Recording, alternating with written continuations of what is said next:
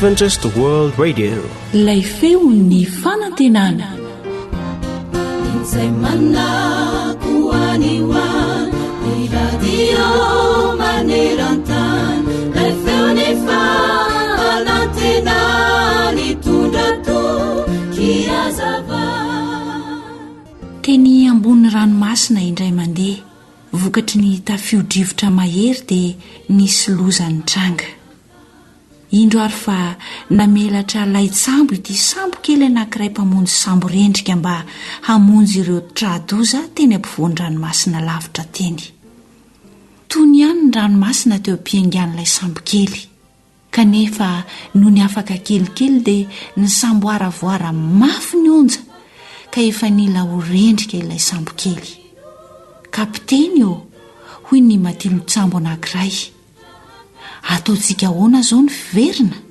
Fa angaha isika tokony hiverina ho ilay kapiteny, tsy nakasarotra akory. Ny diditsika dia ny tsy hiverina ilalana na hanantena ny hiverina eny amorontsiraka. Fa ny androso hatrany akany ampovoan-dranomasina na ino kiantra na ino kidona ary na hoaingana na hoela. Eny tokoa, izay nanolo tena ho an'i Kristy dia manao viveriny ainy satria fantany fa na dia sarotra aza ny dia dia tsy ho diso lalana izy akory, fa fiainana mandrakizay miaraka amin'i Jesosy Kristy no tanjona. Ankino amin'i Jehovah ny lalanao ary matokia azy fa ataony tanteraka. Salamo 7:30 ny 9:5. Miteny Baiboly hanisan'andro mofonaina rasoavampo fazamalaina fatomotrany andro izay.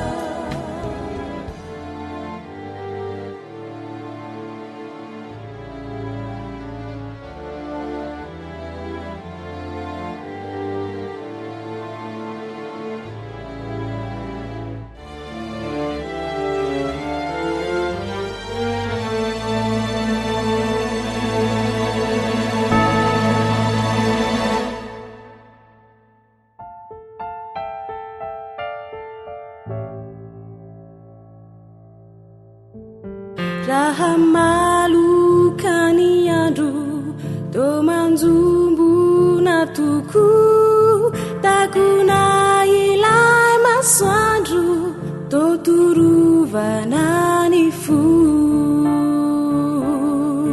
misamboara voara mafy mionjy izay tetezina azakivy mitrakaze fa Jesosy tianao. Tsy ho fefy kya ny sambonao, tsy ho rendry kya ny fiainanao raha Jesosy no miaraka aminao. Tsy ho fefy kya ny sambonao, tsy ho rendry kya ny fiainanao raha Jesosy no miaraka aminao.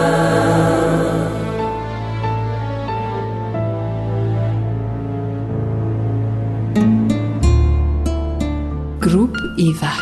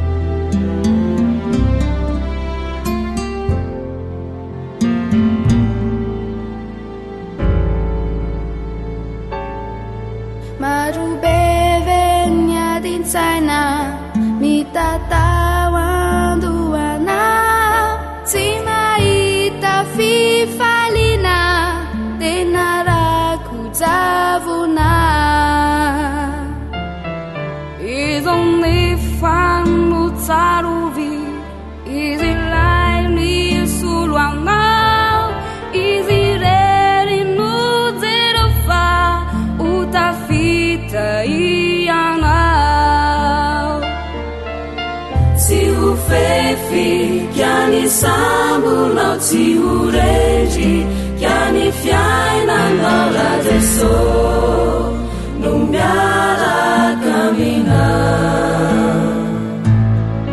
tsy ho fefy ka ny sambonao tsy ho rendry ka ny fiainanao rajeso no miaraka mina rewanirana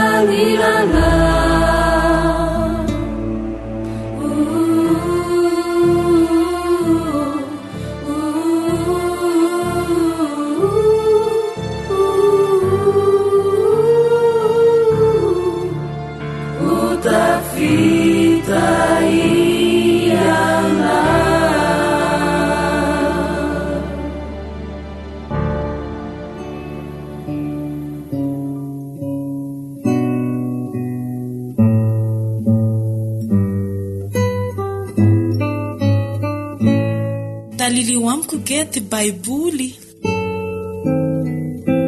fandaharana iarahanao amin'ny feon'ny fanantenana mpanjaka voalohany toko 17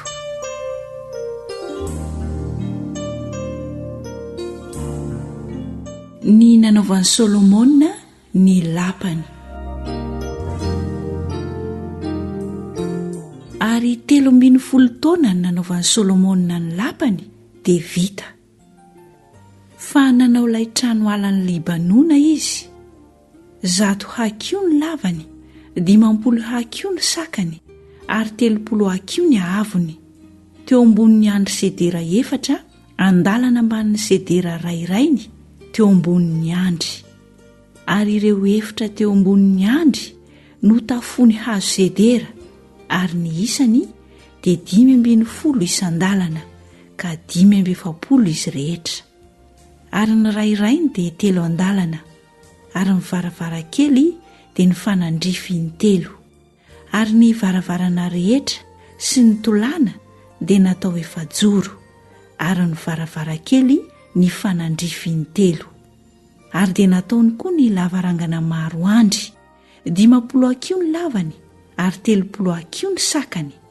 nisy koa ny lavarangana fidirana teo anoloany ary nisy andry sy tokonana koa teo anoloany io ary nataony koa ny lavarangana hitoeran'ny seza fiandrianana izay hitsarany dia ny lavarangana fitsarana ary nataony hazo sedera avokoa ny gorodona rehetra ary ny tranony izay nitoerany teo amin'ny kianja hafa tao anatiny kokoa noho ny lavarangana fidirana dia nitovy rafitra tamin'io koa ary Solomona nanao trano tahaka izany lavarangana fidirana izany koa ho an'ny zanaka vavin'ny Farao izay efa nampakary no ho vady izany rehetra izany dia vato tsara avokoa voapaika araka ny marika sady voatsofa ny atany sy ny velany hatramin'ny fanambaniny ka hatramin'ny tongolany ary teo ivelany koa hatramin'ny kianja lehibe ary vato tsara sady lehibe ny fanorenany dia vato 10 hakio sy 8 hakio ary teo ambony nisy vato tsara voapaika araka ny marika sy hazo sedera ary manodidina ny kianja lehibe dia nasiany vato voapaika 3 andalana sy hazo sedera iray andalana tahaka ny amin'ny kianja anatiny amin'ny tranon'i Jehova sy amin'ny lavarangana fidirana amin'ny trano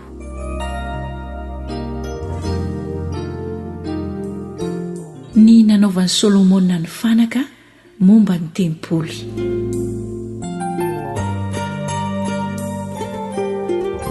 ary Solomona mpanjaka naniraka haka ny Hirama avy tany Tiro zanaky ny vehivavy mpitondra tena tamin'ny firenena Naftaly izy nefa rainy dia lehilahy Tirianina mpiasa varahana feno fahendrena sy fahiratan-tsaina ary fahaizana izy avy tany ny asa varahana rehetra dia tonga tao amin'ny Solomona mpanjaka Hirama ka nanao izay asa rehetra tao aminy dia nanao ny andro varahana 2 izy 80 hakio avy ny ahavony ary 12 ny manodidina azy. Ary nanao kapitaly varahana 2 anidina izy atao eo amin'ny tampon'ny andry, 5 avy ny ahavony.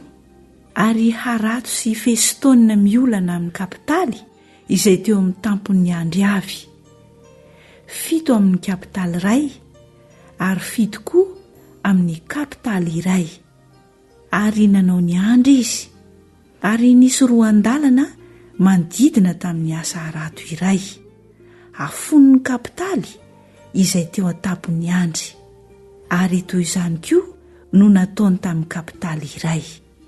Ary ny kapitaly izay teo an-tampon'ny andry dia nataony mitareham-boninkazo lili tahaka ny amin'ny lavarangana fidirana, ary 4 akio ny ahavony.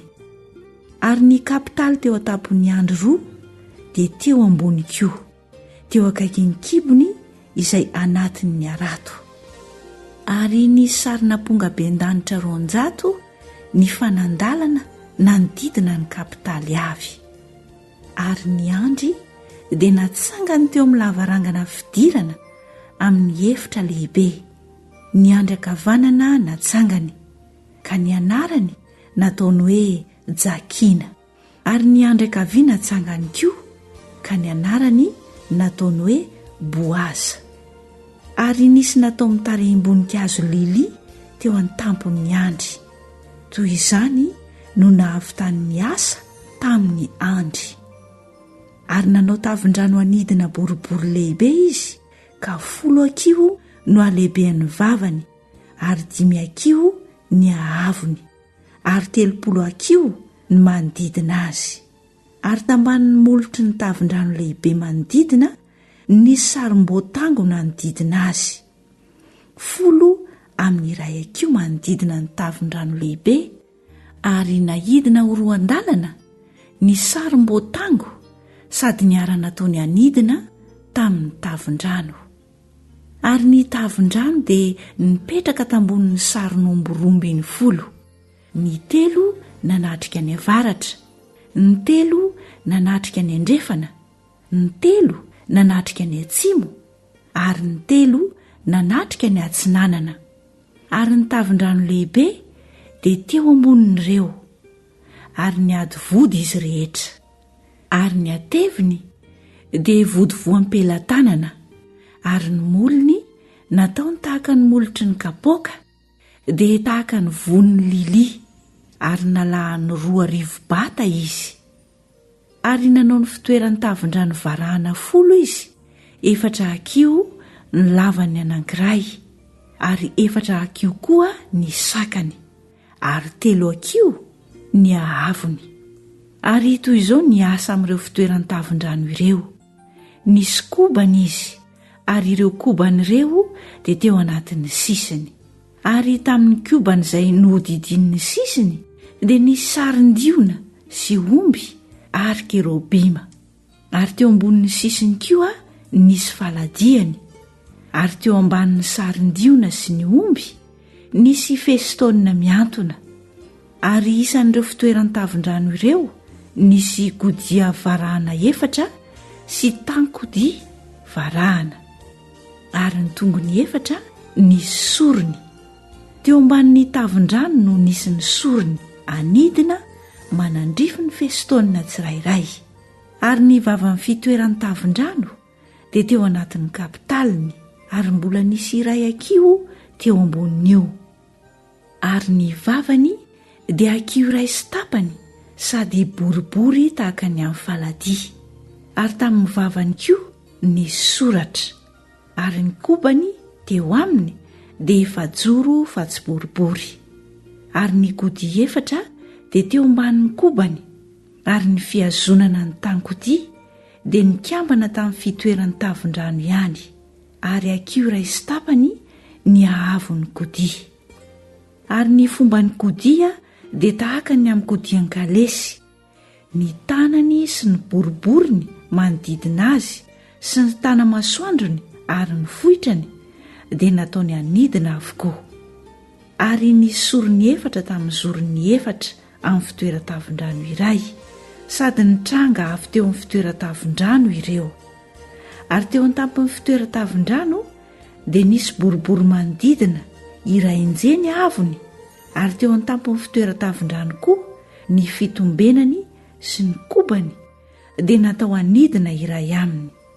Fa ny kobany sorony sy ny kobany hafa nosoratany nasiany sariny kerobima sy liona ary hazo rofia araka izay nahafeno azy avy, sady nasiany festonina manodidina.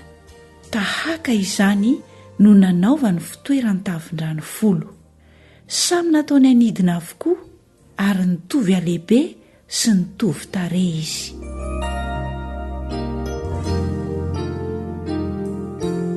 Ary nanao tavindrano varahana 10 koa izy. Ny tavindrano samy nalahany 7 batavy ary samy 4 akio avy ny tavindrano, ary ny tavindrano iray avy no tamin'ny fitoerany 10. Ary nametraka ny fitoerany tavindrano 5 teo ankavanan'ny trano izy, ary ny 5 teo ankavian'ny trano. Ary ilay tavindrano lehibe nataony teo ankavanan'ny trano dia teo atsimo atsinanana. Ary Hirama nanao ny tavindrano sy ny sotronafo ary ny lovia famafazana, ka dia vita ny Hirama ny asa rehetra izay nataony ho an'ny Solomona mpanjaka ho amin'ny tranon'i Jehova. Dia ny andro 2 sy ny boribory 2 amin'ny kapitaly izay teny an-tampony andro 2 sy ny arato 2 izay hafono ny boribory 2 amin'ny kapitaly izay teo an-tampony andry avy.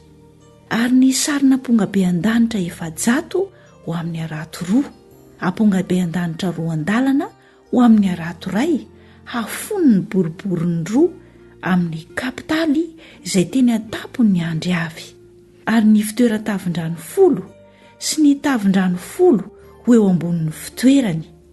Ary ny tavindrano lehibe iray sy ny sarin'omboromby 10 teo ambaniny. Ary ny vilany fandraofandavenina sy ny sotronafo ary ny lovia famafazana.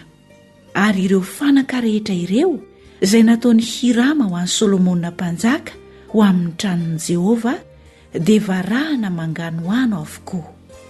Teo amin'ny tany amoron'ny Jordana no nanaovan'ny mpanjaka anidina azy tamin'ny tany manga teo anelanelan'ny Sokota sy Zaretana. Ary tsy nolanjain'ny Solomona ny fanaka rehetra satria be loatra izy, ary tsy nozahana izay lanja ny varahana.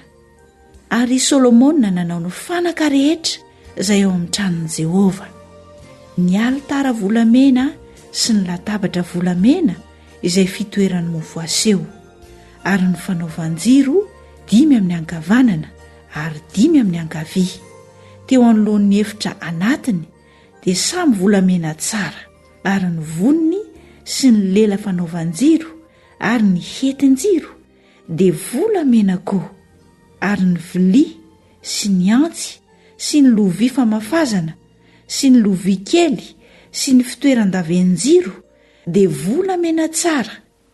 Ary ny vavin'ny tsavily ho amin'ny lela varavaran'ny efitra anatiny dia ny fitoerana masina indrindra sy ho amin'ny lela varavaran'ny efitra lehibe dia volamena avokoa.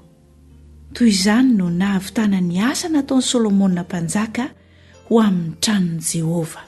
Ary nampidirin'i Solomona ny zavatra izay efa nohamasin'i Davida rainy, dia ny volafotsy sy ny volamena ary ny fanaka, ka nataony tao amin'ny rakitry ny tranon'i Jehova.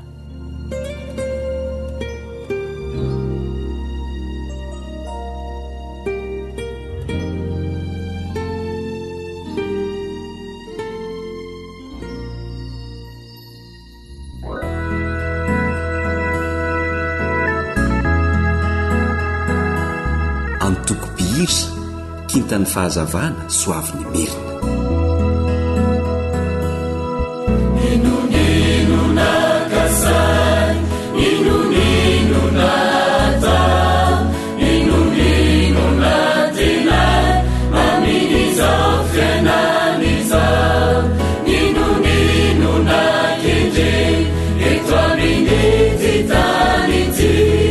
Deus ama une, gracia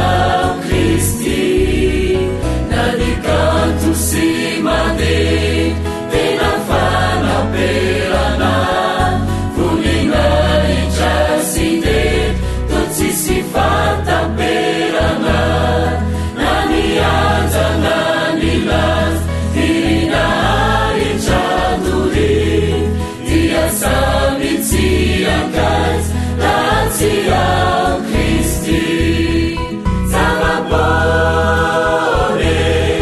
Zavapone ani Zavapone Zinu zinu nazamu Zavapone Vatiazu kizani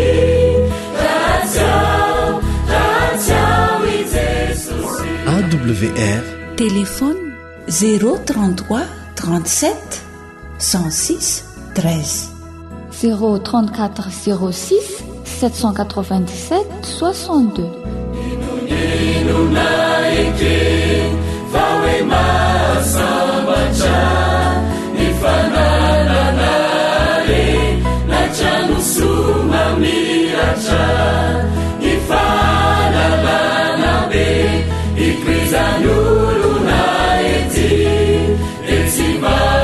Etimasuane Lazia Christi Nifiadana nauma Nifafina retana Tiasami usima Niruza fafatesana Katanza kasie Ilearea naeti Magazave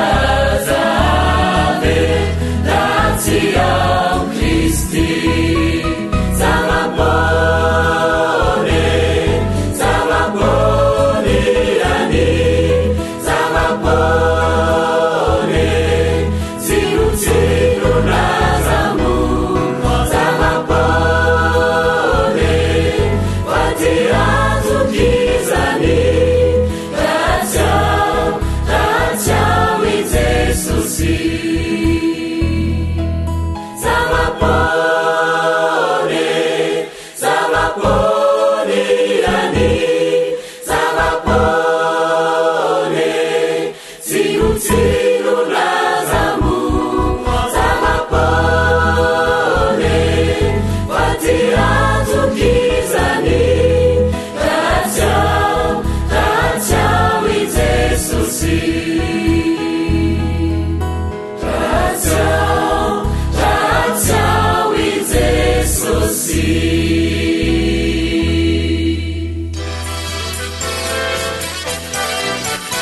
AWR manolotra ho anao feony fonantena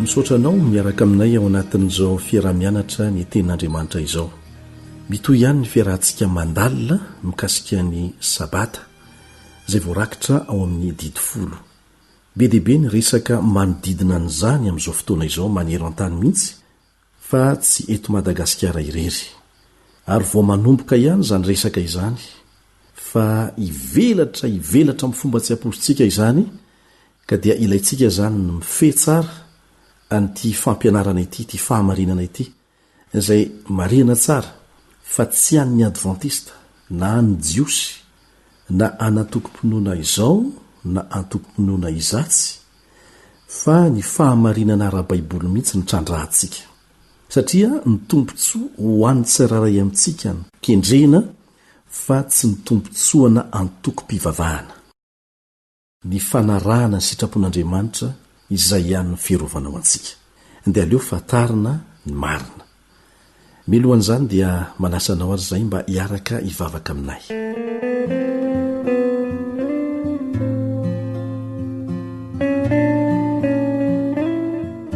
raizany an-danitro misaotra anao zay satria homenao tombontsoa mba ho afaka mianatra ny marina amin'ny alalan'ny teninao mangataka anao zay mba hanokatra ny sainay hanokatra ny fonay hanazava aminay zay tena tiana ho ambara aminay ny amin'ny mahazava-dehibe zany andro sabata izany ka dia misaotra anao sahady zay satria mino fa mamaly ny vavaka ianao amin'ny anaran'i Jesosy amen.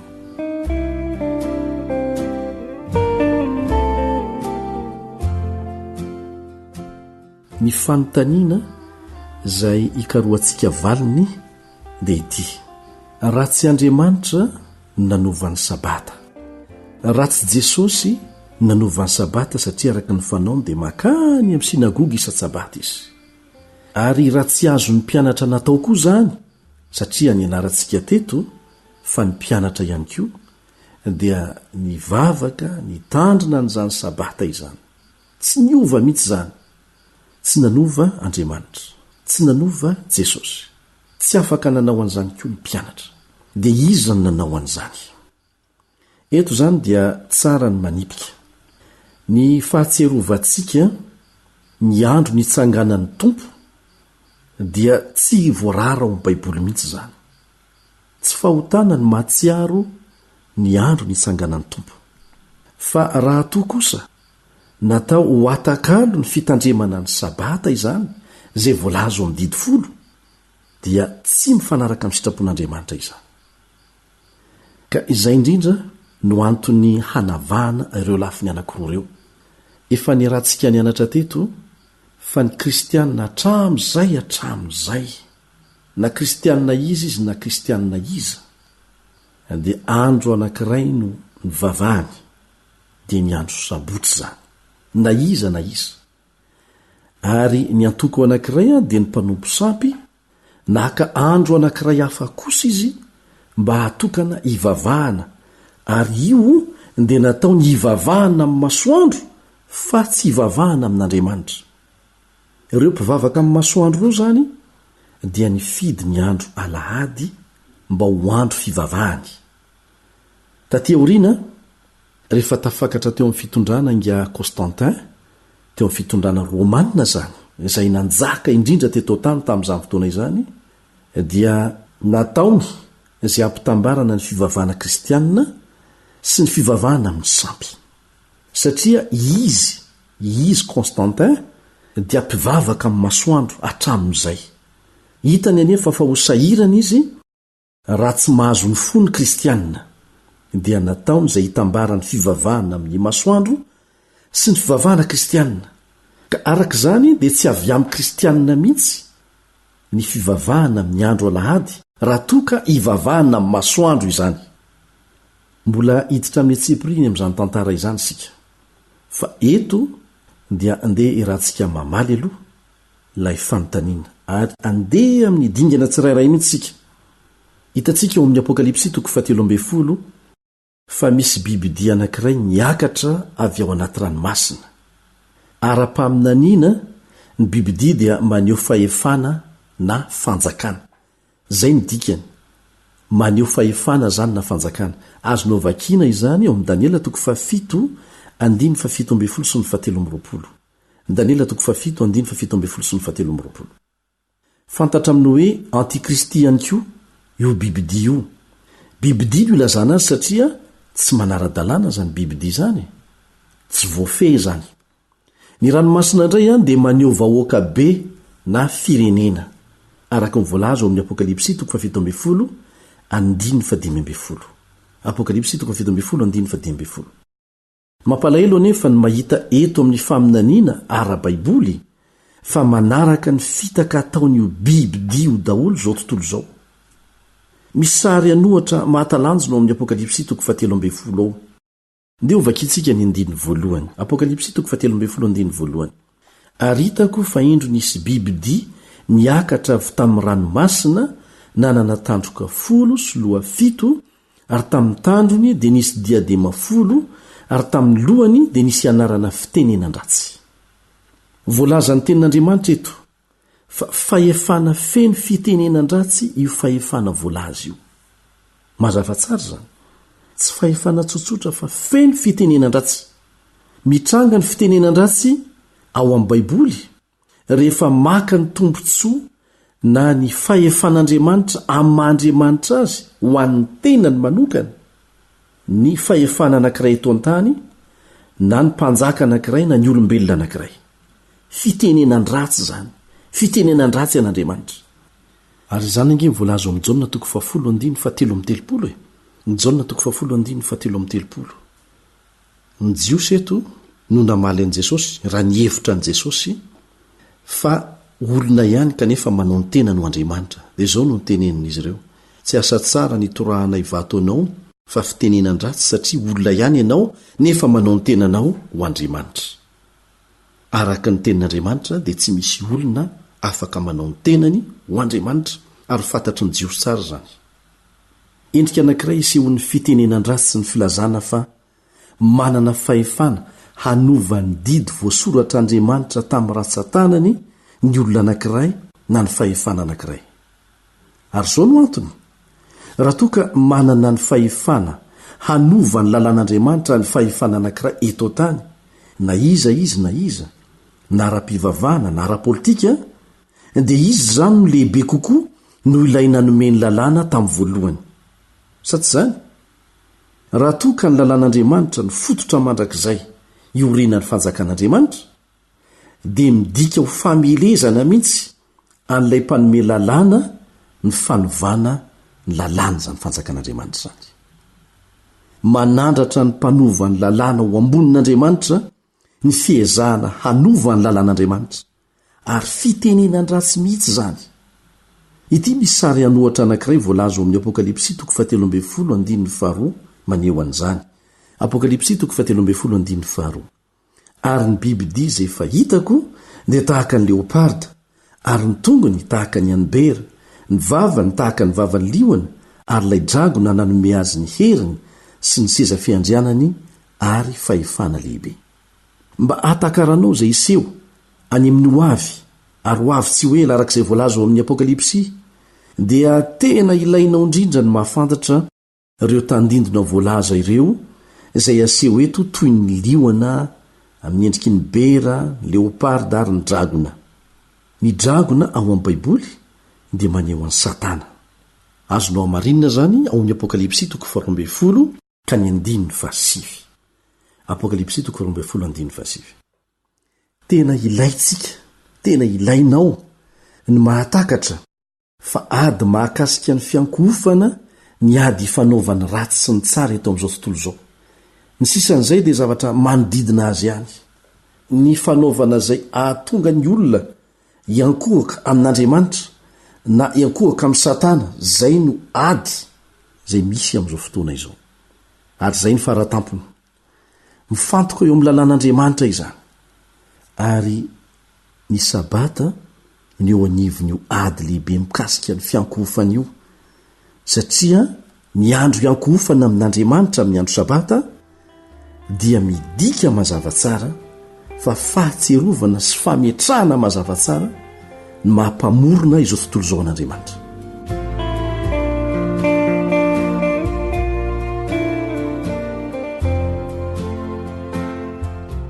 mba hatakaranao izay voalazo amin'ny apokalipsy dia ilaina aloha ny mahazo izay voalazo amin'ny bokyny daniela mifandraika amin'ny faminaniana ao amin'ny apokalipsy mantsy ny faminaniana ao amin'ny bokyny daniela andeha isika hiverina ny amin'ny daniela 7 ary sary anohatra mitovy amin'izay hita ao amin'ny apokalipsy 13 ihany no hitantsika ao amin'ny daniela 7 liona ny bera leoparda ary ny dragona tovy mihitsy eto amin'ny daniela 7 sika dia mahita ny filazana mikasika ny fahefana anankiray izay hipohitra any amin'ny taonjato voalohandohany io fahefana io dia ampiray ny fiangonana sy ny fanjakana Constantin nanomboka an'izany ary tsy vitan'izany fa isantoka ny fahefan'andriamanitra ihany koa io fahefana ara-pivavahana io satria lasa fahefana ara-pivavahana izany milaza izy fa manana ny fahefana anova ny lalàn'andriamanitra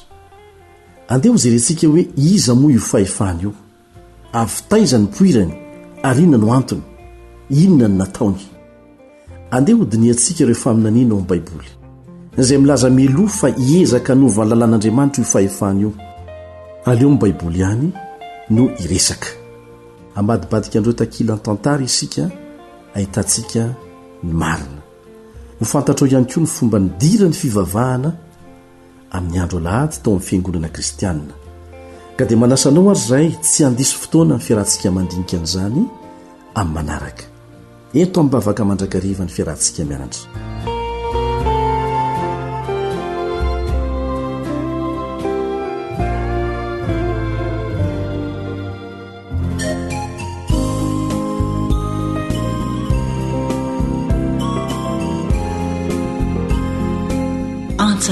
miarahana amin'ny finoana.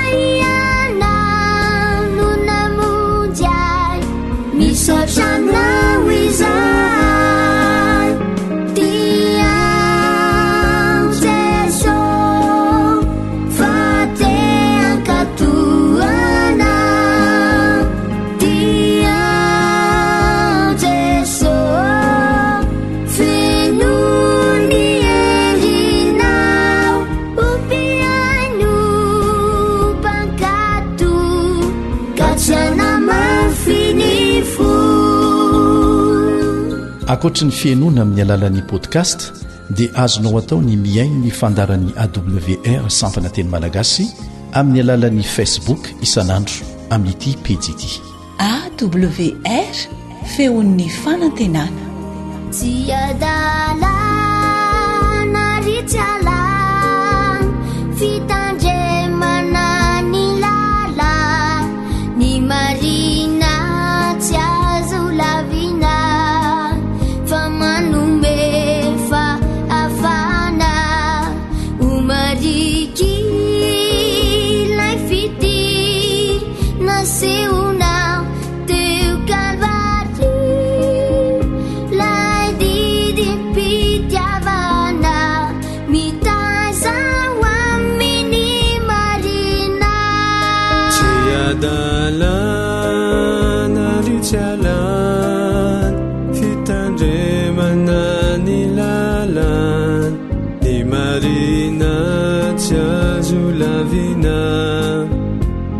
Manome fafana o mariki la fiti nasceu na teu calvário lai de pitiavana mitaisa wa mini marina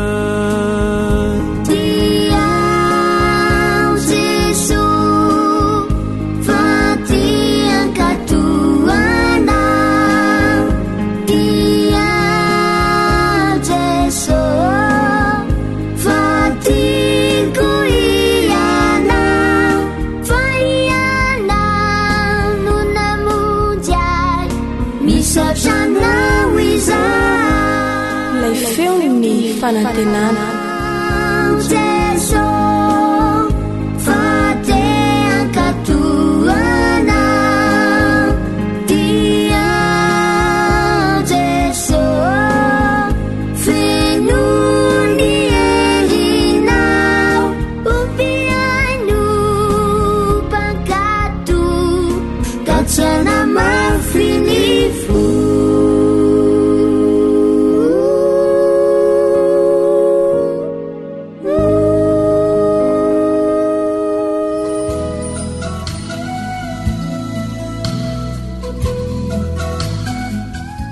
alasarina alasarina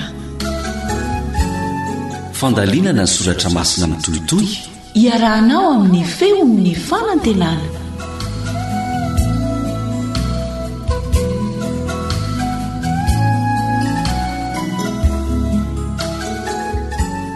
dia miarahaba anao indray ary mankasitraka anao mandrakariva miaraka aminay atao anatin'ity fianarantsika baiboly mitohity mialohan'ny dirantsika amin'ny loha hevitra antony resadresakitsika ary aloha dia manasanao zay hivavaka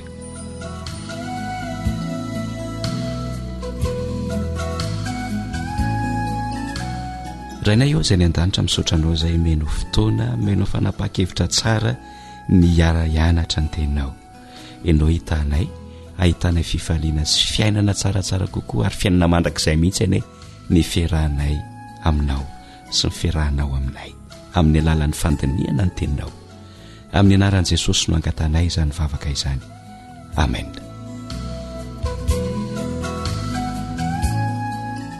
Ny loha hevitra ho diniantsika anio indray izany dia ny hoe fiainana voarafitr'Andriamanitra. Iza mandrafitra ny fiainanao, voarafitra iza ny fiainanao. Ohatra ho alaitsika tahaka voalohany ary izy indrindra ny tena ohatra lehibe indrindra dia ny fiainan'i Jesosy izay fiainana voarafitr'Andriamanitra.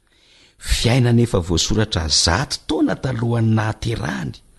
Nitoetra teo ambany fitarian'Andriamanitra hatrany Jesosy satria niverina tao an-tsainy mandrakariva izany toe-javatra izany.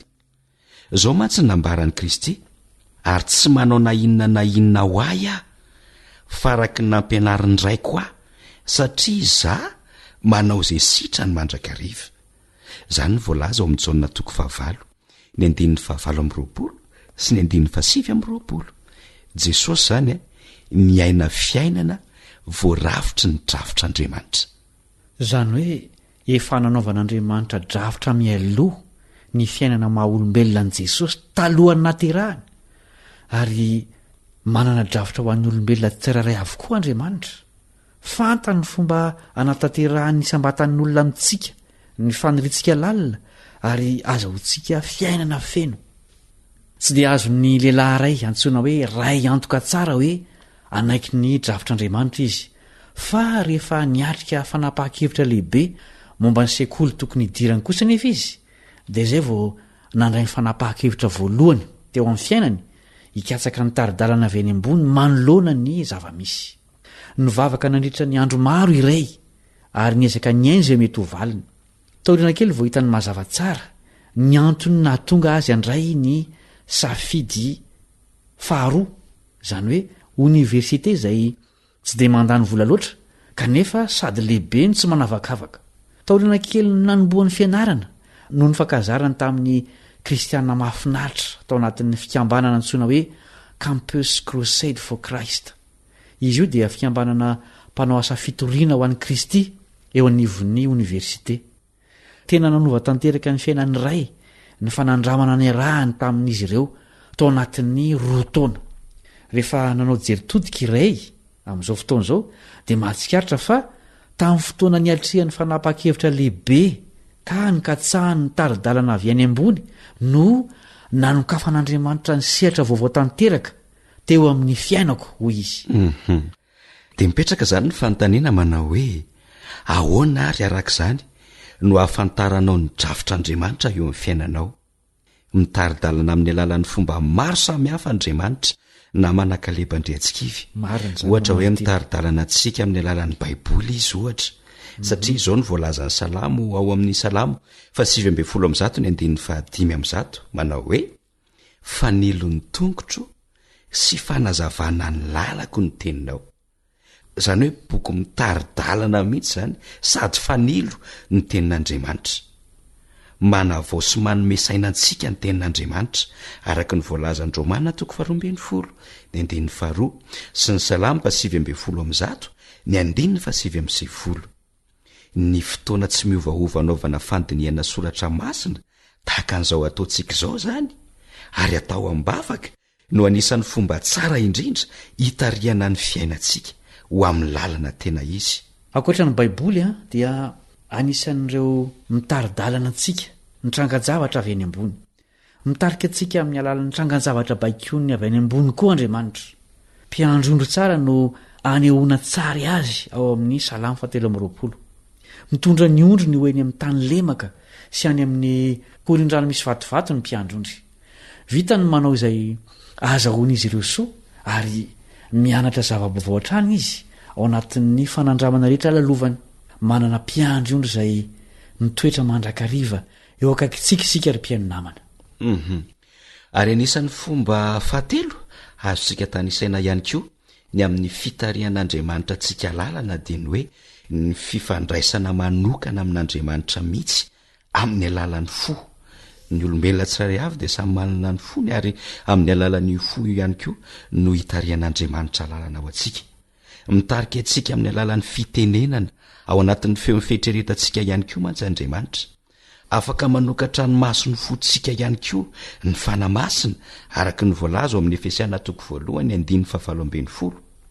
arakaraky ny anamafisantsika ny fifandraisantsika amin'andriamanitra zany no ahafahan'andriamanitra mitarika antsika volavolainy avokoa ny fihetsepontsika ao anaty ao ny eritreritrintsika ary ny fahaizantsika mandanjalanja mba hahitantsika mazava tsara ny dingana manaraka tokony ho arahantsika manahoana ary ny tokony irindrany ireo taridalana tsara ireo marina tokoa fa azonao atao milaza hoe miaina fiainana tarian'andriamanitra ianao kanefa mbola tena manaraka ny foronanao sy ny fihetseponao ihany zany no mbolazan'ny obolona tokony hifanaraka amin'ny fampianaran'ny baiboly ny fihetsepontsika tsy maripototra ny filazana hoe mitarika antsika andriamanitra raha tsy mirindra tsara ireo taridalana telo voalaza teo aloha andeha ho raisika ny ohatra momba ny Jack manana vady mahafinaritra sy zanakaroa izy kanefa mbola miaraka amin'ny vehivavy hafa any ambadika any zao no nambarany tamin'ny namany efa nentiko ambavaka izy io ary tsapako fa tena sitrapon'andriamanitra no heveriny fa avy any ambony zany taridalana iarahana amin'ny vehivavy hafa zany ka dia tsy mba nijery kely izay nolazain'ny baiboly momba ny fijangajangana kory izy ny baiboly izay lalàna sy teny vavolombelona no taridalana manam-pahefana sy mpitsara faratampony mamaritra ny zavatra tsara Isaia 9:20 tsy tokony havelantsika hitarika antsika hivaona amin'ny fitsipiky ny baiboly mihitsy ny eritreritra na tranga izay heverina fa tao avy any ambony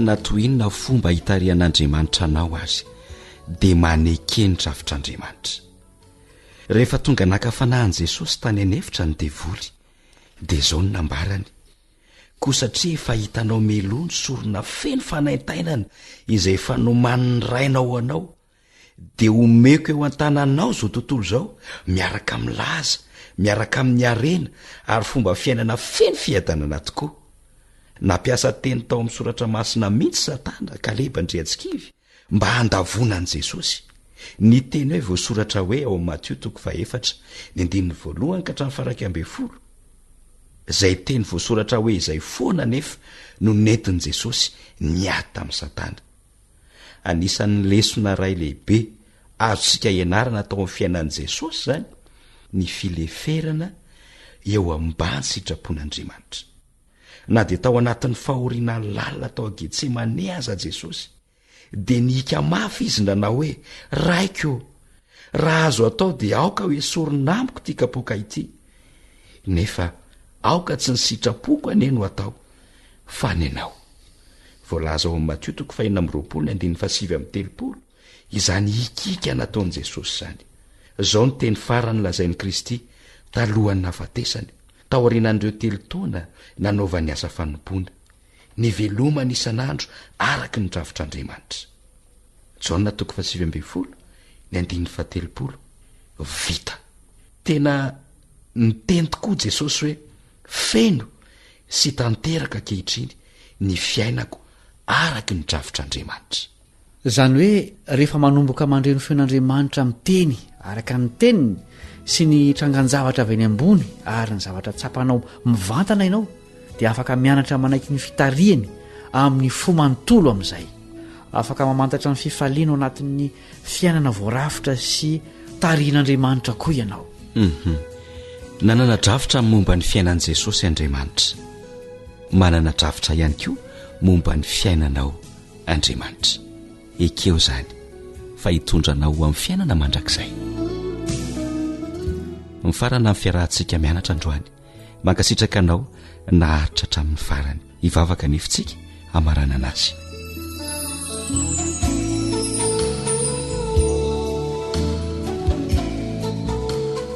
renay izay ny an-danitro mazava aminay ny drafitra momba ny fiainan'i Jesosy izay efa voaomana talohany nanorenana izao tontolo izao. Tonga tety izy ary namonjy anay, nafony ainy teo amin'ny hazo fijaliana. Saotranao koa izay satria manana drafitra ho an'ny fiainanay tsirairay avokoa ianao. Na dia andraindray izay mieritreritra fa toa kely sy bitika eto amin'ity tany ity ary toa tsisy pahita, nefa dia hitanao izay ary manana drafitra famonjena anay tsirairay avy ianao amin'ny alalan'i Jesosy. Ampio izay mba hifikitra amin'izany tombontsoa lehibe izany, anaiky ny fipetra amin'ny famonjena, ampilevitra ny sitraponay amin'ny sitraponao, angatahanay ny fitarian-dalan'ny fananao masina mba ampahitanay miariary nyzany fitiavana izay te hamonjy anay izany. Jesosy eo tario amin'ny lalan'ny famonjenao izahay, aza velo voafitaka ilay fahavalinao izay tsy mihevitra afa-tsy ny fahaverezanay. Dia taio ny mpiara-mianatra rehetra, mety izy ianao ampahery ny tsirairay avy, ataovo hopakamamy ny teninao izahay Jesosy eo, satria tsy misy azonay anteherina eto amin'ity tany ity. Dia mangataka aminao mba hitahireny mandrakariva ao amin'ny fahasalamana ary mba ho tafaona indray izay amin'ny fotoana manaraka. Aminaran'i Jesosy no angatahanay izany vavaka izany. Amen.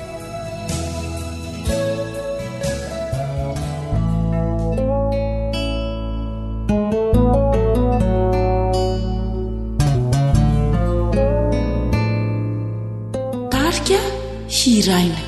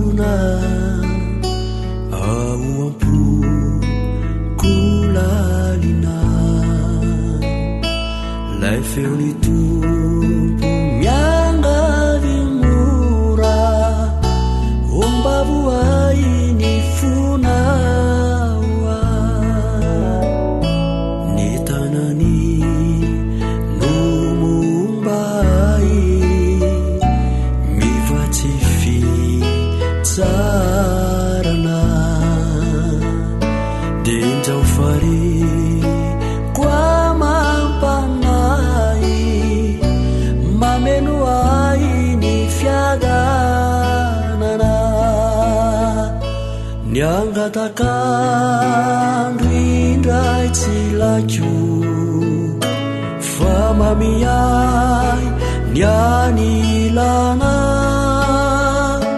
itiny foko favoakio o mandrosoka manjaka iza zay lay onjany fanantenana indray tsy lakio fa mamiyay ny anilana itiny foko favoakio o mandrosoka manjaka iza.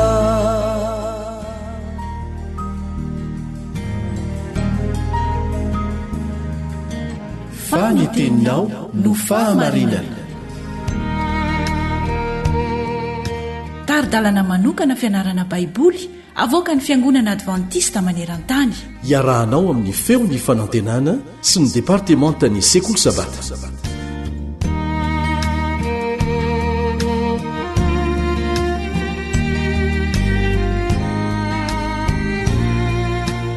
Miarahaba sady manasanao iara-mianatra ny tenin'Andriamanitra amin'ny lalan'ny leson'ny sekoly sabata no namanao kalebandretsikivy. Asaina ianao ahatra hatramin'ny farany.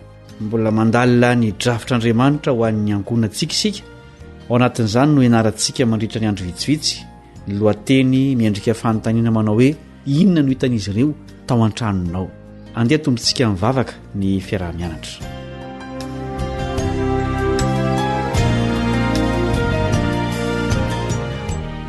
rainay izay any an-danitro, misaotranao noho ny androm-pahasoavana mbola alavainao, mbola azahoanay manovy fahalalana avy eo amin'ny teninao, mangataka ny fanahinao izay hitaridalana sy ampianatra anay raha nomboka ny fianarana nyity leson'ity zahay. Engany ireo afatra izay ampitainao mba hitoetra amponay ary ampio izay tsy ho mpiaino-panadino fa ho mpiaino-pakatoa. Mitenena Jesosy io fa miaino anao izahay, amin'ny anaranao no angatahanay izany vavaka izany. Amen.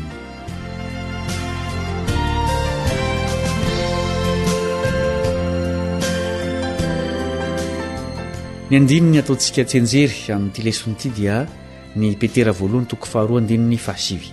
Petera 2:2-5. Andeha rahantsika manonona izany tsenjery izany. Fa ianareo kosa dia taranaka voafidy, fanjakam-pisorona, firenena masina, olona nalain'Andriamanitra ho an'ny tenany mba ilazanareo ny hatsaran'ilay niantso anareo hiala tamin'ny maizina ho amin'ny fahazavany mahagaga. Fa ianareo kosa dia taranaka voafidy, fanjakam-pisorona, firenena masina, olona nalain'Andriamanitra ho an'ny tenany mba ilazanareo ny hatsaran'ilay niantso anareo hiala tamin'ny maizina ho amin'ny fahazavany mahagaga.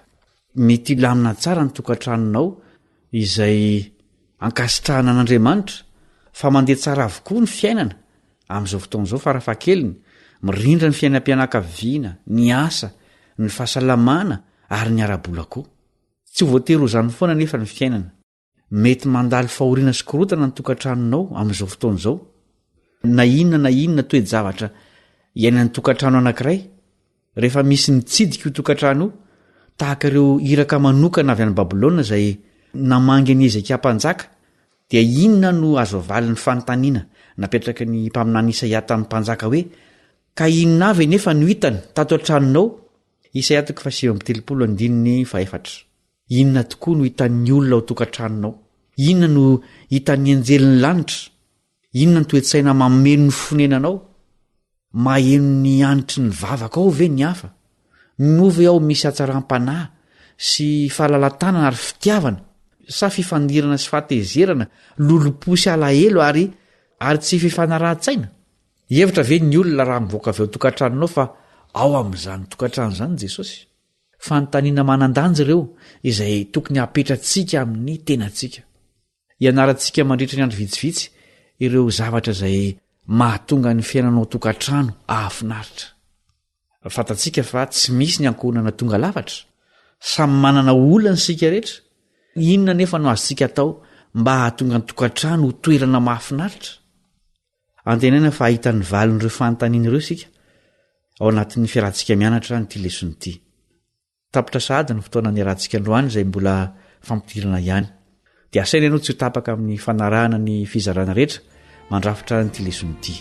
Niaraka taminao teo ny namanao Kaleba Andretsikivy.